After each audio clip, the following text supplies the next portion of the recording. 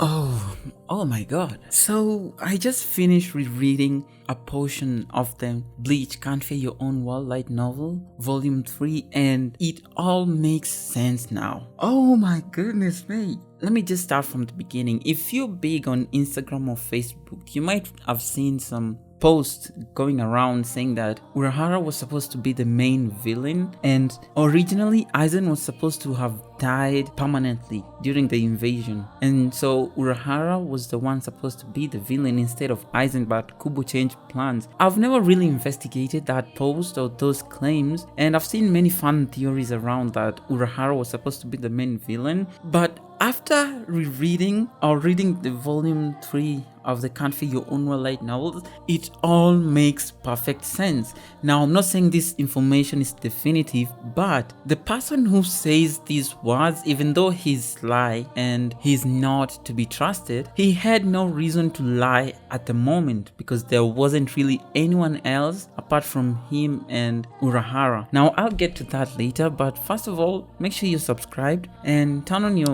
post notifications or your channel notifications so that you never miss an upload from me. Anyways, let's get into it. So Urahara Kisuke was supposed to be the main villain, and that has been a long running discussion. However, most people don't believe it. Like me, I didn't believe it until I read what I just told you I read. And here's the thing, it starts with Urahara creating the Hogyoku. We've never known the reason why Urahara created the Hogyoku. He never gave us any reason. We were never given any reason, and even if you were, me, on my part, I most definitely missed it. But in the Can't Fear Your Own World light novels, we learn, or there is a supposed reason why Urahara was making the Hogyoku. If you paid attention, you would notice Urahara created a lot of mod souls. We have Kon, we have Nova, and I don't know if they're canon or something, but Urahara has a lot of mod souls. And during his confrontation with Tokinada, the main villain of the Can't Fear Your Own World light novels, Tokinada confronts Urahara with a fact, and he's like, why did you even make the Hogyoku in the first place? And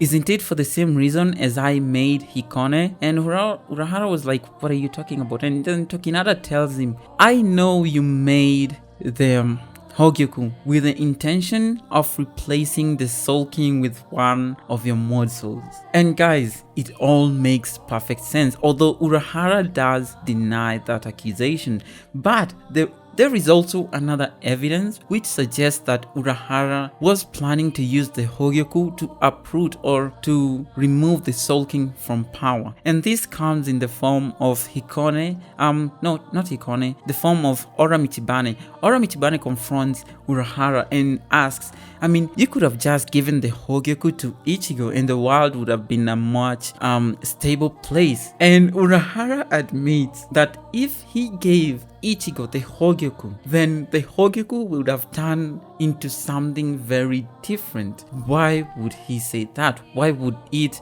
have turned into something different from what Urahara wanted? Now, of course, Ichigo using the Hogyoku would have meant that he would have made the world a much better place, giving him power. Ichigo is pretty much uncorruptible, even when confronted with truths by Yuha and all the others like Aizen. Ichigo always remained determined to protect innocent people and to protect his friends. So why would Urahara not want to give him the Hogyoku? He's the perfect candidate for the Hogyoku. Give someone that much power, someone who will be responsible with that power. Why wouldn't he want to give Ichigo the Hogyoku? Well, that can only mean one thing. Urahara intended to use the Hogyoku for another reason, and the only reason I can think about is the reason Tokinada gave, that Urahara wanted to use the Hogyoku to uproot the Soul King. Now we know if you gave Ichigo the Hogyoku, Ichigo wouldn't have even bothered himself with the Soul King. Yes, he has the Hogyoku, but that's where it stops. He has the power to protect his friends and people he loves in the world. That's where it stops. The fact that Urahara admitted that he didn't, and even if he had another Hogyoku, he wouldn't give it to Ichigo because it would have turned into something different, it's just proof enough that Urahara was actually going to do something about the Soul King, and in doing that, he would have probably ended up being the main villain. And at the end of that conversation, Urahara says something very, very important. He says that even in the current status quo, he is not satisfied with it. Does this mean in the future Urahara might do something about it? I don't know, but I am so excited. Oh, Kubo needs to actually come back and just continue Bleach. There is so much going on for Bleach at the moment. I want to see Urahara become the villain. Urahara knows more than he's supposed to know. He literally knows everything.